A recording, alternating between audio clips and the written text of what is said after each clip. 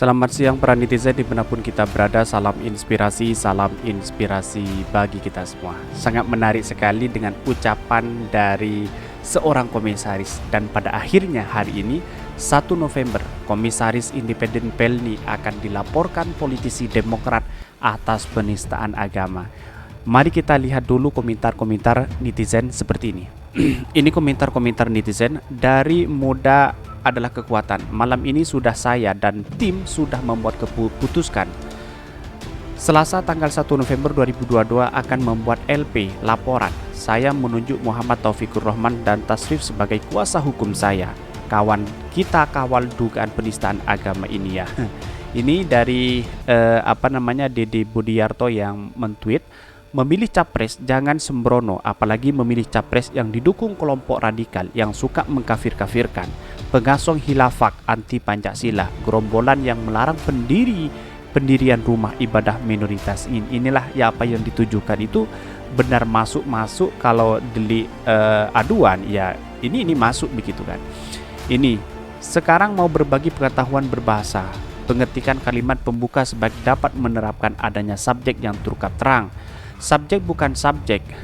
Anda melakukan koreksi tapi Anda sendiri menulis salah.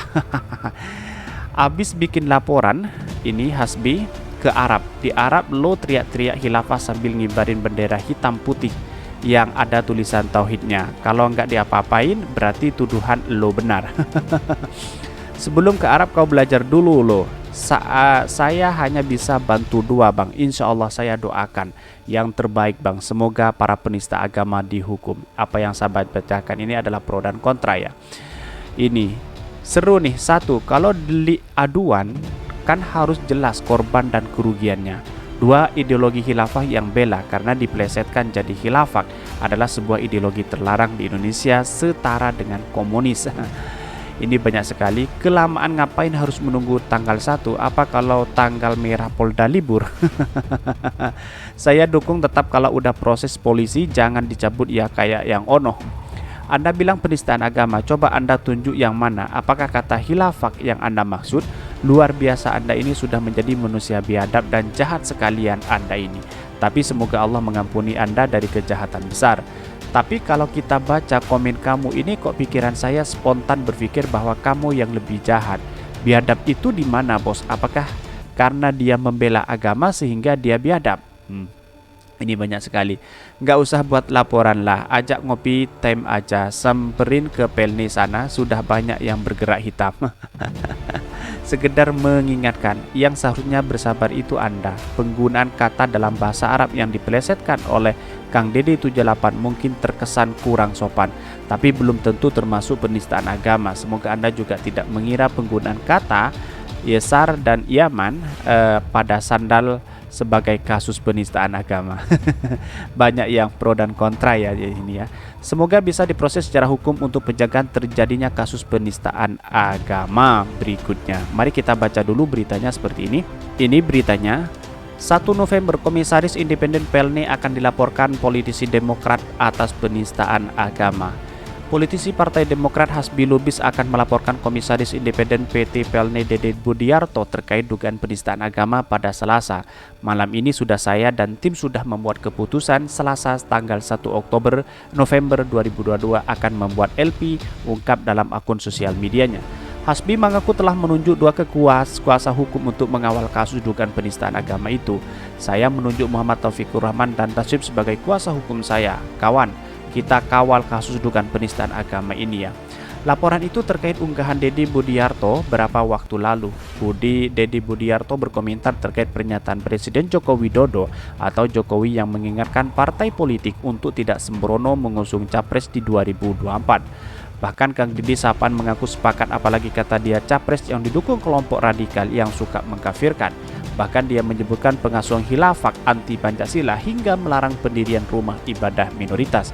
Memilih capres jangan sembrono, apalagi memilih capres yang didukung kelompok radikal yang suka mengkafir-kafirkan, pengasuh khilafah anti Pancasila, gerombolan yang melarang pendirian rumah ibadah minoritas, ujar dalam keterangannya Minggu. Dia menduga pernyataan Jokowi itu lebih kepada penyindir pencalonan mantan Gubernur DKI Jakarta Anies Baswedan oleh Partai Nasdem. Di acara Golkar, Partai Jokowi berpesan agar jangan sembrono menentukan capres. Mungkin seperti pencalonan mantan gubernur terburuk sepanjang sejarah DKI Jakarta Anies Baswedan, mungkin ya, tutur Kang Deddy. Dalam konteks ini apa yang disampaikan Kang Deddy secara bahasa dia salah. Masa ini Gubernur DKI Jakarta Anies Baswedan dianggap gubernur terburuk sepanjang sejarah DKI Jakarta. Nah, apakah tidak melihat prestasi-prestasi Anies Baswedan di DKI Jakarta begitu kan? Ini kan punya punya penglihatan. Lihatlah infrastruktur di sana. Kalau Anda mengkritik, bolehlah Anda mengkritik, memberikan saran. Tetapi kalau mengarah ke kebencian seperti ini, bisa delik aduan bisa jadi karena ini adalah mengarah kepada kebencian seseorang begitu kan. Ini bukan masalah khilafah, ini masalah khilafah anti Pancasila. Kalau bermasalah ini khilafah memang di Indonesia menjadi spekulasi di masyarakat kan, dan bahkan di kalangan-kalangan tokoh itu sendiri.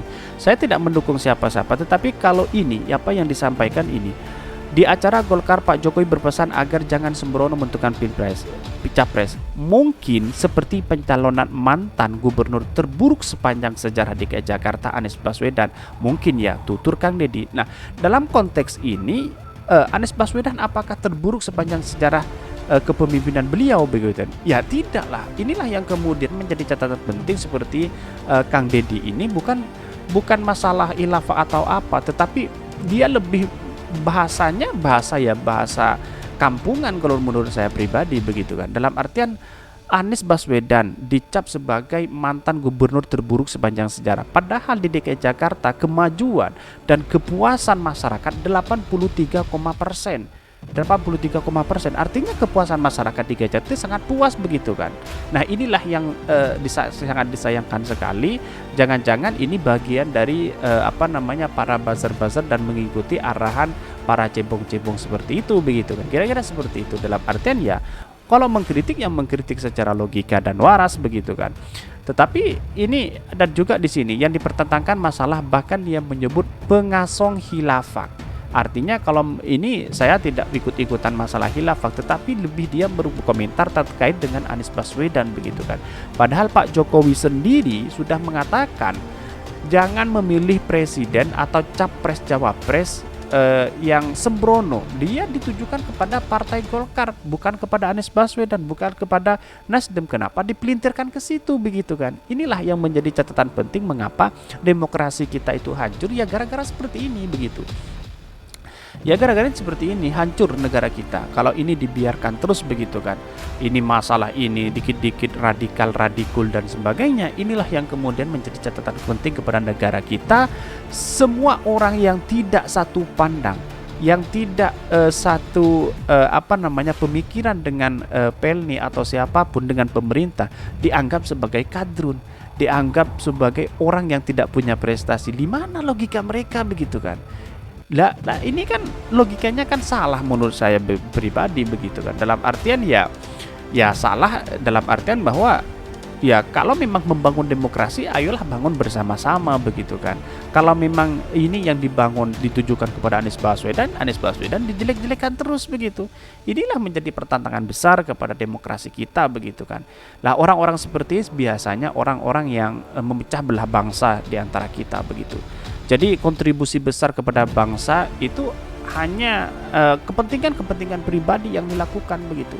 Nah, mengapa semua orang tertuju kepada Anies Baswedan? Ya karena benci kepada Anies Baswedan. Mengapa sangat dibenci? Karena satu, elektabilitas Anies luar biasa, terus prestasi Anies Baswedan sangat luar biasa, dan bahkan Anies Baswedan menjadi magnet dari partai dan masyarakat saat ini. Dukungan sangat besar, dan bahkan Anies Baswedan antitesa dari kepentingan oligarki yang membisik-bisikan. Mungkin kira-kira seperti ini. Anies Baswedan banyak yang menjadi spekulasi di masyarakat, ada ini ada itu, tapi marilah kita akal sehat. Publik bisa menilai sendiri. Publik itu sudah cerdas hari ini, siapa yang benar dan siapa yang salah. Bukan sembarangan pemerintah melakukan ini, melakukan itu dan sebagainya. Apalagi seorang komisaris independen Pelni ini terus menerus mendorong bahwa Anies Baswedan dianggap gagal untuk memimpin DKI Jakarta kemarin. Tetapi pada hakikatnya lihatlah, datanglah atau berada di Jakarta, lihat Anda sebagai pejabat dari komisaris, seperti apa DKI Jakarta, suasana, terus kemudian kondisinya seperti apa. Ya mungkin kalau orang sudah benci hatinya, sudah hitam, jadi walaupun dikasih apapun tidak bisa begitu. Ini salah satu contoh bahwa persoalan hari ini adalah bukan persoalan khilafah atau apa begitu, tapi persoalan keadilan seluruh bagi rakyat Indonesia. Kalau punya prestasi, itulah terima dengan dan bahkan perlu diapresiasi begitu. Kalau tidak punya prestasi, ya ngapain kita harus memberikan apresiasi begitu. Kira-kira seperti itu menurut saya. Tetapi kesimpulan saya hanya satu, bahwa persoalan membangun bangsa ini harus bersama-sama, bukan hanya segelintir orang, terus bukan hanya Anies Baswedan, tetapi mari kita bersama-sama begitu kan, bergandengan tangan untuk siapa yang layak menjadi presiden. Masalah calon presiden dipersoalkan, inilah yang menjadi pemecah belah bangsa demokrasi kita. Hal-hal seperti ini, argumen-argumen seperti ini, ketika institusi di Indonesia tidak lagi menjadi independen, maka hanya demi kepentingan, maka disinilah hancur Indonesia ke depan. Bukan masalah ini, tapi masalah demokrasi kita begitu kan. Setiap orang mendukung ini dianggap ini, mendukung itu dianggap itu. Ini adalah pemikiran-pemikiran yang salah, bahkan secara demokrasi itu gagal total. Mungkin itu yang kami sampaikan. Tonton terus channel Hodari Podcast Rakyat ini, karena ada berita-berita menarik dan viral setiap harinya. Salam para netizen, salam inspirasi bagi kita semua. Jangan lupa di subscribe channel YouTube Hodari Podcast Rakyat ini.